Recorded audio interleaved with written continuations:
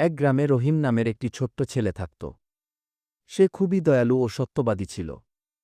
তার পরিবার ছিল গরিব। তার বাবা একজন দিনমজুর ছিলেন। আর রহিম মাঠে গরু চড়াত। কিন্তু রহিম কখনো মিথ্যা বলত না। রহিম সবসময় সত্যি কথা বলত। সে কখনো কারো কোনো ক্ষতি করত না।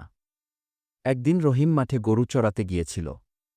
সে এই দিক সেই দিক ঘুরে ঘুরে খেলছিল আর গরুগুলা ঘাস খাচ্ছিল।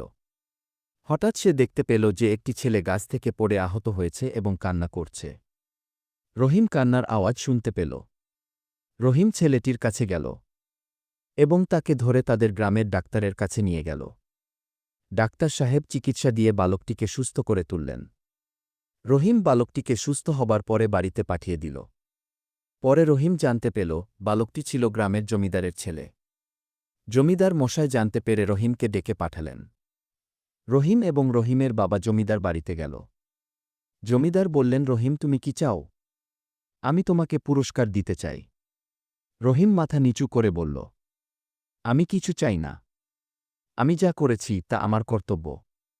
জমিদার রহিমের সততা ও ভালো মন দেখে খুব খুশি হলেন। তিনি রহিমের বাবাকে একটি ভালো কাজ দিলেন। জমিদার মশাই রহিমের পড়াশোনার দায়িত্ব নিলেন। জমিদার রহিমকে আরও বললেন, আজ থেকে তুমি আমার ছেলের সাথে একসাথে থাকবে। জমিদার রহিমের উপর অনেক খুশি হলেন। রহিম মন দিয়ে পড়াশোনা করতে লাগল। রহিম আস্তে আস্তে বড় হয়ে একজন সফল ও সৎ মানুষ হয়ে উঠল। রহিমের পরিবারে আর কোনো দুঃখ কষ্ট থাকল না। গ্রামের সবাই তাকে ভালোবাসত। রহিম গ্রামের গর্ব হয়ে উঠল। এই গল্প থেকে আমরা শিক্ষা পেলাম, সততা ও দয়া কখনো ব্যর্থ হয় না। সত্যবাদিতা মানুষকে সম্মান ও সাফল্য এনে দেয়। ভিডিওটা ভালো লাগলে সাবস্ক্রাইব করতে ভুলবেন না।